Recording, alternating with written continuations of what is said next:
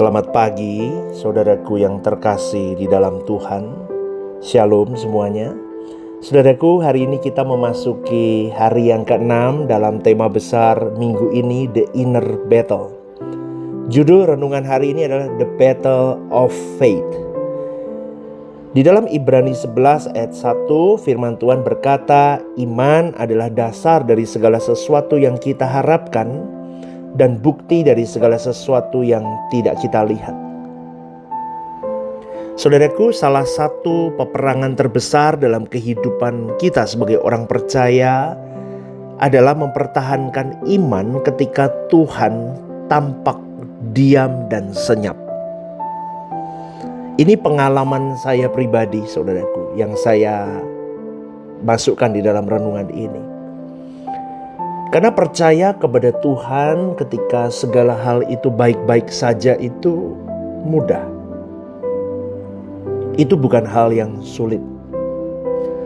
Tetapi percaya kepada Tuhan di dalam keadaan di mana seakan-akan langit itu terasa sunyi, setiap doa, setiap apapun yang kita lantunkan kepada Tuhan seakan-akan Tuhan itu diam, itu yang sulit, saudaraku.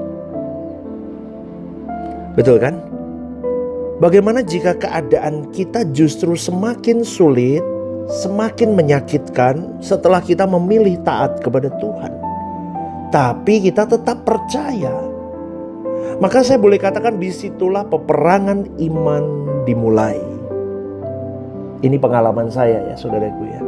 Karena iblis itu tahu bahwa dia tidak harus membuat kita menyangkal Tuhan terang-terangan.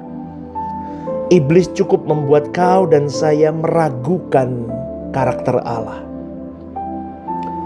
Iblis hanya membuat kita untuk meragukan kepribadian dan keberadaan Allah. Iblis hanya cukup membuat kita meragukan eksistensi Allah dalam hidup kita. Seakan-akan Tuhan tidak ada. Seakan-akan Tuhan tidak di pihak kita. Disitulah iman kita mulai melemah. Strategi ini sudah dipakai sejak dulu, saudaraku. Iblis tidak menyerang kuasa Allah, dia menyerang kebaikan Allah. Dia menyerang eksistensi Allah. Maka dalam Kejadian 3 ayat 1, iblis berkata, benarkah Allah berkata demikian kepada Hawa? Benarkah? Masa Allah ngomong begitu? Masa iya? Bukan begitu kan? Pertanyaan itu bukan sekedar mempertanyakan firman Allah, tetapi pertanyaan itu sedang menanamkan sebuah keraguan, benih keraguan bahwa Allah mungkin tidak benar-benar mengasihi manusia. Dan strategi itu masih tetap berlangsung sampai hari ini, dan itu tetap diletakkan benih-benih keraguan itu kepada kau dan saya sebagai orang percaya. Kalau Tuhan mengasihi kamu, kok dia diam, kamu sedang keadaan terpuruk begitu? Wah, ini yang sulit, saudaraku. Saya sering mengalami di titik-titik nadir itu. Gak ada jalan, seakan-akan kita menengadah ke atas dan Tuhan juga tidak beri jawaban, seakan-akan. Disitulah benih keraguan yang dilempar oleh iblis itu mulai tumbuh. Kalau Tuhan sayang kamu, kenapa doamu gak dijawab? Kalau Tuhan setia sama kamu, Stephen, kenapa penderitaanmu tidak kunjung akhir? Kalau Tuhan besertamu, katamu Allah Immanuel. Di mulutmu kamu katakan Allah Immanuel, kamu khotbah ngomongnya Allah Immanuel.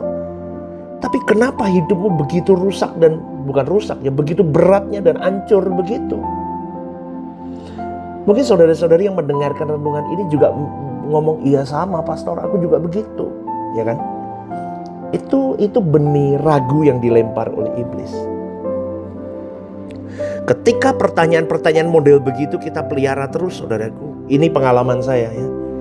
Perlahan-lahan kita mulai berjalan berdasarkan apa yang kita lihat, bukan berdasarkan siapa Allah itu dan bagaimana karakter Allah itu. Itu bahaya sekali. Tapi Alkitab mengajarkan bahwa iman bukan dibangun di atas keadaan, melainkan di atas karakter Allah yang tidak pernah berubah. Ingat saudaraku, tolong dicatat baik-baik dalam loh hatimu. Allah tidak pernah berubah.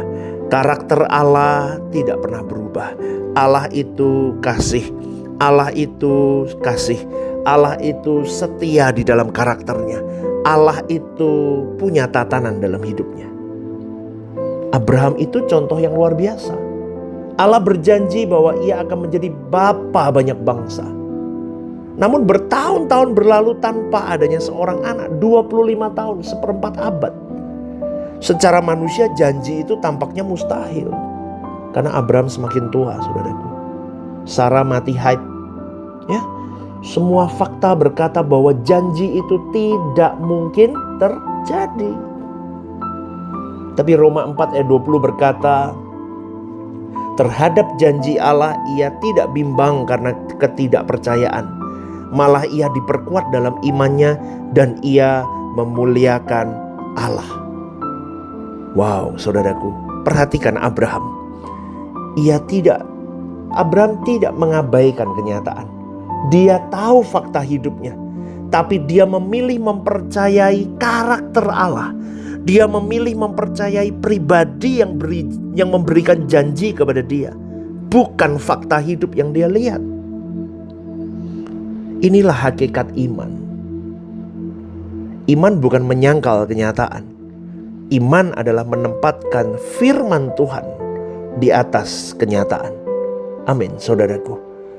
Penulis Ibrani berkata bahwa iman adalah bukti dari apa yang tidak kita lihat. Artinya, saudaraku, sebelum mata kita melihat jawaban Tuhan, hati kita terlebih dahulu mempercayai bahwa Allah itu setia kepada kita semua. Itulah sebabnya iman selalu menuntut penyerahan. Iman selalu menuntut penyerahan. Iman selalu menuntut pengorbanan. Iman selalu menuntut sesuatu yang lebih di atas rata-rata. Kita ingin mengetahui seluruh rencana Tuhan. Tapi Tuhan hanya memberikan terang satu langkah di berikutnya. Betul kan? Kita ingin kepastian. Tuhan memintamu dan memintaku kepercayaan. Kita minta penjelasan sama Tuhan.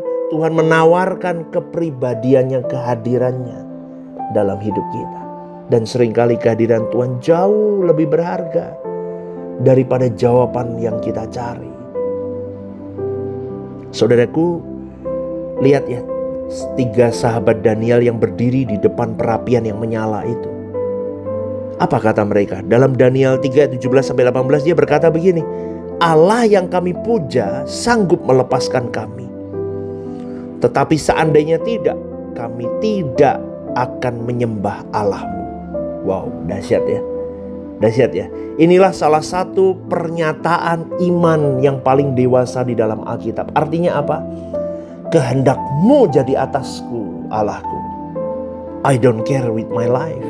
Aku percaya kalau aku tinggal di dalammu, maka hidupku mengikuti kehendakmu, maka aku akan sesuai dengan rencanamu. Mati pun aku siap, hidup pun aku akan lebih menjadi berkat. Amin, saudaraku.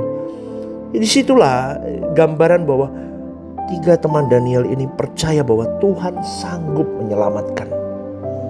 Tapi mereka juga percaya bahwa sekalipun Tuhan memilih jalan yang berbeda, Allah itu tetap layak dipercaya. Amin, saudaraku. Karena iman yang dewasa tidak berkata, aku percaya jika Tuhan jawab doaku. Oh, itu gak dewasa. Tapi iman yang dewasa kan berkata, aku tetap percaya kepada Tuhan. Dan tidak pernah berhenti untuk percaya. Karena Dia Allah yang baik. Amin, saudaraku. Hari ini mungkin kau sedang menunggu apapun yang sedang kau doakan. Menunggu jawaban Tuhan. Tapi mungkin Tuhan belum jawab itu semua. Mungkin air matamu belum berhenti mengalir, saudaraku. Jangan menyerah ya. Jangan menyerah. Mungkin Tuhan sedang membentuk sesuatu yang jauh lebih dahsyat dari dalam dirimu. Lebih daripada sekedar menjawab permintaan doa-doamu. Kalau boleh dikatakan yang sering kali saya khotbahkan, Tuhan sedang menenun karaktermu. Tuhan sedang menenun hatimu. Tuhan sedang menenun mentalmu. Tuhan sedang menyiapkan seorang perwira besar Tuhan untuk pekerjaan Tuhan yang dahsyat dalam hidupmu. Tapi bersabarlah dan percayailah dia bahwa dia tidak pernah punya karakter yang ingin mencelakai anak-anaknya. Tetapi percayailah dia dengan segenap hatimu bahwa Allah itu berdaulat atas hidup kita. Amin. Dia sedang membentuk iman kita yang tidak bergantung kepada mujizat. Tetapi dia sedang membentuk iman kita yang bergantung hanya kepada satu, Kristus Yesus Tuhan kita. Amin saudaraku. Artinya apa? Dia mau berkata, ikuti anakku ini. Yesus itu putra tunggalku supaya kau sampai kepadaku. Ikuti Yesus itu supaya kau bisa merajut senyumku. Ikuti Yesus itu supaya aku bisa puas dengan apa yang kau lakukan setiap hari. Setiap hari hidupmu, perbuatanmu, perkataanmu, tingkah lakumu, pikiranmu itu korban yang harum di mezbah yang kau bangun. Dan aku menikmatinya. Tuhan mau ngomong begitu Bapa kita. Karena pada akhirnya saudaraku, kemenangan terbesar di dalam peperangan iman bukanlah ketika kita menerima apa yang kita minta sama Tuhan. Tetapi kemenangan terbesar adalah ketika kita tetap dan semakin mempercayai Allah. Sekalipun kita belum melihat apa yang kita harapkan, tetapi karakter kita berubah. Mental kita berubah. Pengiringan kita berubah. Semakin serupa dengan Kristus Yesus. Itu yang Bapa kita, Elohim Yahweh, mau dalam hidupmu dan hidupku. Amin saudaraku. Maka renungkan ini. Apakah iman kita bergantung kepada keadaan yang berubah-ubah? Atau kepada karakter Allah yang tidak pernah berubah? Dan jika Tuhan belum menjawab doa-doaku seperti yang kuharapkan, apakah aku tetap mengasihi dan mempercayai Tuhan? Dua pertanyaan ini jawab dalam hatimu saudaraku. Ingat ya, peperangan iman bukanlah pergumulan antara harapan dan kenyataan. Tetapi antara mempercayai apa yang terlihat atau mempercayai pribadi Allah yang tidak pernah berubah. Itu peperangan iman.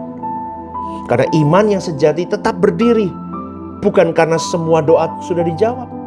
Tetapi karena hati telah yakin bahwa Tuhan selalu setia. Tuhan selalu baik. Dan Tuhan selalu bekerja untuk kemuliaannya. Amin ya saudaraku ya. Iman bukanlah percaya bahwa Tuhan akan melakukan apa yang kita inginkan. Tetapi iman adalah percaya bahwa Tuhan tetap baik. Bahkan ketika dia melakukan apa yang tidak kita mengerti. Semoga renungan hari ini, The Battle of Faith ini, membangun iman kita. Semua yang mendengarkan renungan The Message ini. Membawa kita semakin nekat ikut Tuhan. Dan semakin menyenangkan hati Bapa. Amin ya. One vision, one heart for harvesting. Tuhan Yesus memberkati. Shalom saudaraku yang terkasih di dalam Tuhan. Ada program baru yang bernama Are You Okay? Ini adalah program yang memang diadakan bagi saudara-saudari yang rindu atau ingin didoakan. Mungkin saudara-saudari sedang mengalami pergumulan-pergumulan hidup yang sulit, yang berat, menghadapi masalah-masalah yang tidak mudah. Saudara-saudari bisa klik di formulir online yang tertera atau scan barcode di situ. Anda bisa tuliskan di sana apa yang menjadi pergumulan masalah Anda yang ingin didoakan. Tujuannya satu, Anda tidak merasa sendiri. Saya sendiri akan mendoakan beserta tim yang akan menangani ini. Saya akan mendoakan di dalam mezbah-mezbah doa kami. Tujuannya satu, supaya saudara-saudari merasa ada yang support, tidak sendirian berjalan menghadapi beratnya kehidupan. Ini kerinduan saya, kita berbagi kasih secara nyata. Dan kiranya program baru ini bisa menjadi berkat untuk kita semua. Tuhan Yesus memberkati.